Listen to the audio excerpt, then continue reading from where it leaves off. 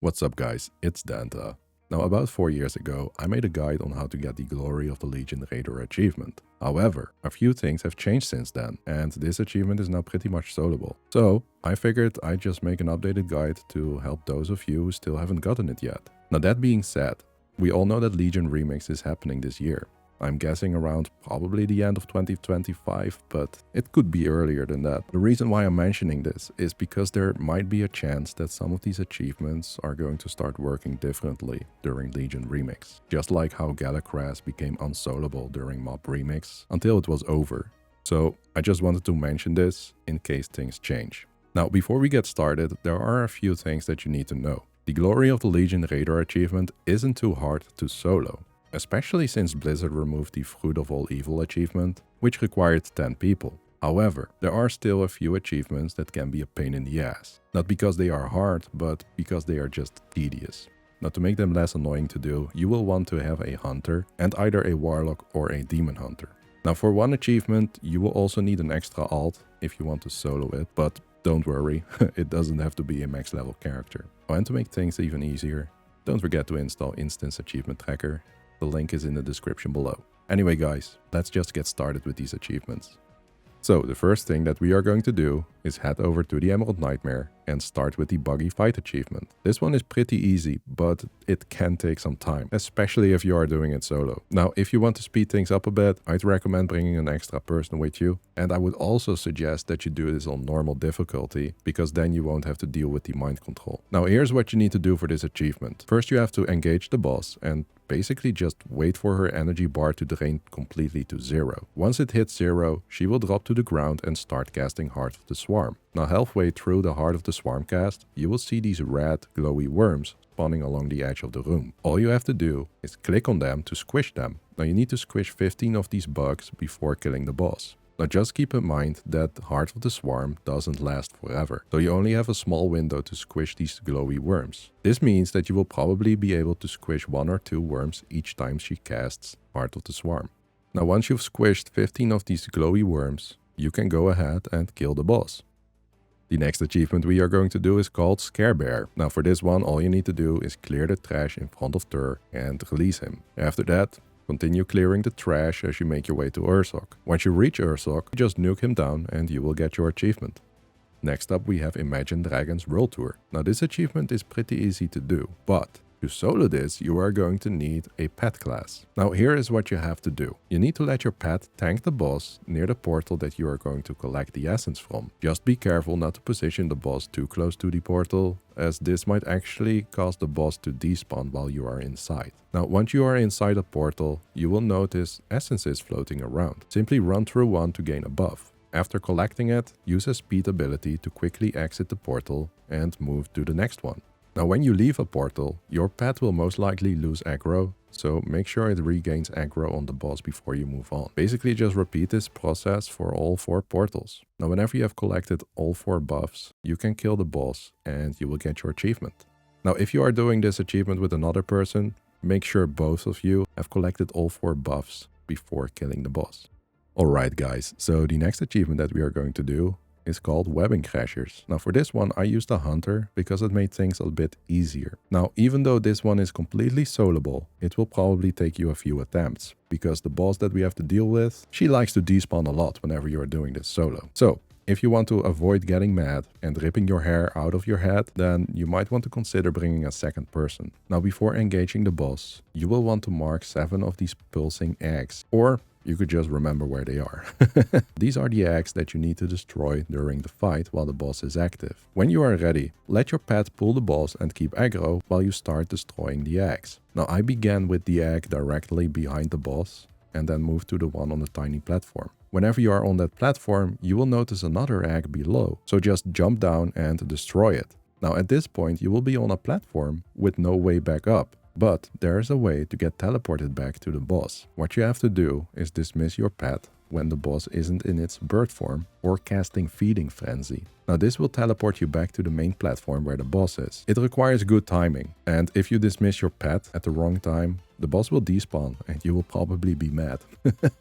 Now once you are back on the main platform, resummon your pet, have it take aggro again, and head to the right side of the main platform. Here you will see another egg on a distant rock. Use Aspect of the Cheetah and disengage to reach it. After destroying it, dismiss your pet again to get teleported back. Now, like I said before, make sure the boss isn't in its bird form or casting Feeding Frenzy. Now at this point the boss will likely enter its bird phase and start dropping feathers. Now you will want to run through one of these feathers, which gives you the ability to jump high and glide. Use this buff to reach the egg on the far left platform. This one is the most annoying one to destroy because the feather buff is short and whenever the buff is gone, you won't be able to jump back. So you need to act quickly or else the boss will just despawn. Or you might actually fall to your death. Yeah, this egg is a real piece of shit. Now once you are back on the main platform, you will find 2 more eggs on 2 other platforms. Now one of them is at ground level, so it's easy to destroy, but the other one is on a rock in the distance. Simply wait for the boss to summon the feathers again and jump to the last egg. Destroy it and then jump back to the boss. After all 7 eggs are destroyed, kill the boss and you will get your achievement. Now I know that this is a solo guide, but if you want to make it yourself way easier, just come here with another person that has a demon hunter. That way one of you can just glide to the eggs, destroy them while the other person stands still and holds aggro on the boss. It makes things a lot easier. Then we have an achievement called Nuke the Rat Eye Down. Now for this one, you will need to get 20 blobs to explode within 10 seconds beneath the eye of Il'gynoth. After killing an ad, a few red blobs will appear. All you need to do is kill all the ads that spawn around the room. So basically keep killing everything until you've got 20 red blobs chasing you. After that, lead the blobs beneath the eye and nuke them all down within 10 seconds. Kill the boss and you should see your achievement pop up. To get the Use the Force achievement, all you need to do is nuke down scenarios. It's as simple as that. So now we are going to do the last achievement in the Emerald Nightmare, called I Attack the Darkness. Now for this achievement you need to be either a demon hunter or a warlock, because you need to kill 3 invisible ads that are running around in the darkness while fighting the boss. Now I recommend using a warlock because their Eye of Kilrogg doesn't have a cooldown, making it easier to avoid taking too long and eventually getting mind controlled. First I unequipped my gear and dismissed my pet, so that I wouldn't one-shot and kill the boss if I got mind controlled. Then I aggroed the boss, moved to the left side of him, near the darkness, and cast Eye of Kilrogg to see the Creature of Madness. I then used a macro to instantly kill it with my Conflagrate. I will have the macro in the description below. Now the invisible ads have set spawn points around the boss room. Now even though they spawn there, they will run circles in the entire room, so sometimes you actually have to chase them. After the first invisible ad is dead, you have to start DPSing the boss down to around 60% HP. Then you want to move to the upper right side of the boss room and cast your Eye of Kilrogg to see the second Creature of Madness. Use the macro to kill it. After that, DPS the boss down to 30% and move to the spawn point of the last Creature of Madness. Cast Eye of Kilrogg and once you see it, kill it with the macro. Now once you've killed the last Creature of Madness, you can kill Xavius and you will have your achievement. Now this may require a couple of attempts, especially if you can't find the ad inside the darkness and eventually get mind controlled, which will restart the entire fight.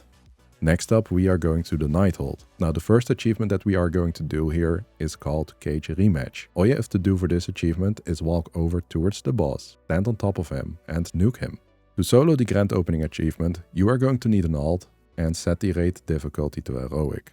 Now you are going to need a class with a pet, so a hunter or a warlock. If you don't have a pet, you will die because of a debuff that the boss is going to put on you. So make sure you have a pet class or find someone that has one. So to solo this, you need to create a party with your own characters. Now to do this, all you have to do is log in on your main character and create a pre-made group. Then you want to press Alt F4, or if you are using 2 WoW clients, you can just simply click on Reconnect to instantly go back to your character selection screen. Then you want to log in on your alt, find your main's pre-made group and request an invite. After requesting an invite, you can just swap back to your main, accept the invite, log back in on your alt and accept the group invitation. Whenever you have both of them in the same raid, you can make your way to the second boss to start doing the achievement. Now, for those that are interested, I will include a link in the description below to another video that I've made, which explains this method in more detail and also covers additional things that you can do with it. So here is how the achievement works. During the fight, the boss will start casting Time Bomb on all nearby players. when the time bomb debuff expires, it will create a pillar of light on the blue circle where the affected player is standing. You need 8 pillars of light to earn the achievement. Now the reason you need at least 2 characters is because if the fight takes too long, the boss will eventually stop casting Time Bomb. Here's what I did. I positioned my Warlock and Monk on a blue circle with my pet tanking the boss. When the Time Bomb created a pillar of light, I logged in on my Monk, positioned him on another blue circle, and then quickly relogged back to my Warlock to do the same thing. I basically repeated the same process until 8 of these blue circles were lit up. Oh, and I almost forgot. When the boss casts Power Overwhelming, kill the waning time particle. Once you've killed it, make sure you pick up the temporal rift, which is this orb thingy, and use it on the boss to make him stop casting Power Overwhelming. If you don't do this, he will remain stuck in the same phase. So what you are going to do is basically just position your characters on these blue circles, wait for a pillar of light to spawn after the time bomb goes off, and then just move to another circle while cycling through your 2 characters. Now whenever 8 of these blue circles have a pillar of light on them, kill the boss and you will get your achievement. Now if your PC struggles to handle multiple clients or switching is too slow, you might have to ask a guildie or a friend to help. So the next achievement is very simple as well. All you have to do is just nuke down the boss and you will see your achievement pop up. Next up we have a change in scenery. Now for this one you need to kill Spellblade Allurio in 3 different locations within the raid. She has to die in the Shelderite Terrace, which is right in front of the Botanist, Astromancer's Rise, that's the room underneath Star Augur, and then you also have the Shattered Walkway, which is the bridge leading to Crosis. Now the easiest way to track this is by using the Instance Achievement Tracker add-on, since it will notify you whenever you are at the right place. So start by killing her on normal difficulty in the Shelderite Terrace. Once that's done, exit the raid, switch to heroic, and kill her in the Astromancer's Rise. Afterward, change the difficulty to mythic. Make your way to the Shattered Walkway and kill her there. This will allow you to complete the achievement in a single week without waiting for a reset. That's basically all there is to it. So all you have to do for the Not For You achievement is nuke down Tarchondrius.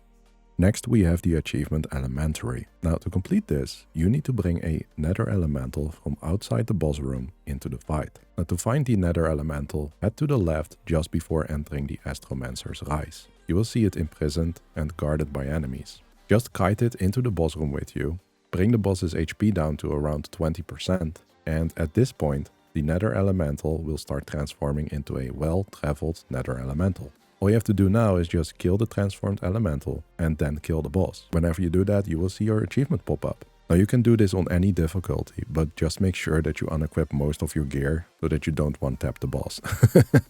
Next up we have Burning Bridges. Now all you have to do for this achievement is damage Crosis to around 20% HP. After that you want to make your way to the end of the bridge and just wait. Now while you are waiting, the boss will start spawning fire elementals. Crosis has to kill 15 of these fire elementals by causing them to fall into the water whenever he breaks sections of the bridge.